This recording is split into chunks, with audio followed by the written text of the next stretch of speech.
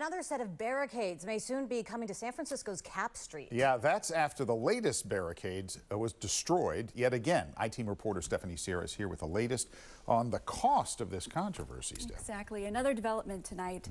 The barriers along Cap Street were supposed to stop alleged sex workers from crowding a San Francisco street. But every time the city puts up a barrier, they are damaged, torn down, or destroyed. And as we found out, replacing them is not cheap. It's been 4 months since these barriers were installed along 4 blocks of San Francisco's Cap Street. The barriers, also called collapsible steel bollards, cost taxpayers more than $250,000. And within weeks, we saw this, and this, and this. Bollards collapsed, slanted, broken off the hinges, covered in graffiti, leaving neighbors relying on these planters to block incoming traffic. Frankly, the bollards were inadequate. They're relatively short and not very sturdy. I would say about a third are destroyed. Santiago Lerma is the legislative aide for Supervisor Hillary Ronen. He says SFMTA is considering 2 replacements. These silver steel bollards that are at least 3 to 4 feet tall, or these cement planters that are currently being used in Berkeley.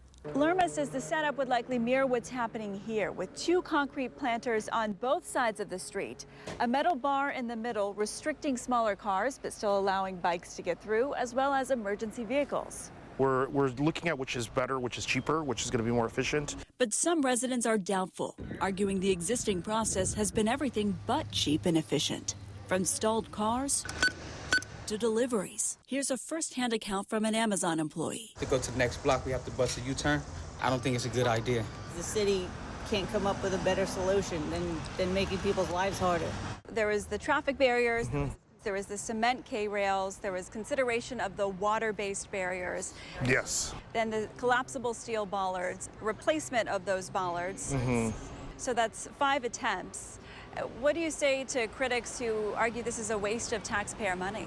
Well, I mean, the problem that we solved was such that really it was our responsibility as a city to spend as much money as we needed to really reduce the amount of sex trafficking that was going on the street. Hundreds of sex workers walking the streets. There were pimps, johns. The traffic was bumper to bumper. And if you go out there now, that is no longer present. Most residents we've talked to agree it's been money well spent. Excellent.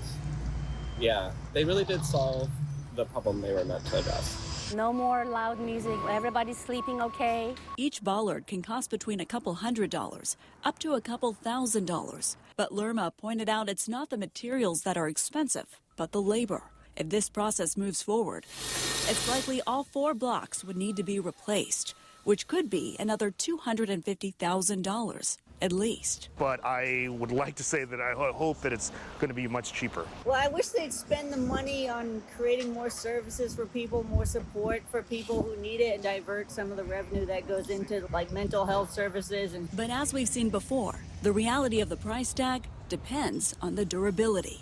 Would you consider doing a phased-in approach where, depending on what option you choose, you install it at one intersection to see if they work before purchasing a whole batch? Sure, I think that's a great idea. Now, it's important to note the fire department will ultimately have the final say on what is installed to ensure it can accommodate emergency vehicles. That decision will happen within the next few weeks. We'll, of course, be following it. Wow. So, Steph, are these going to become permanent? Like, are they going to stay indefinitely? That is actually being pushed to the SFMTA Commission, and they are expected to vote on it by the end of the year. So we'll keep following it and stay posted. All right. Thank you, Stephanie.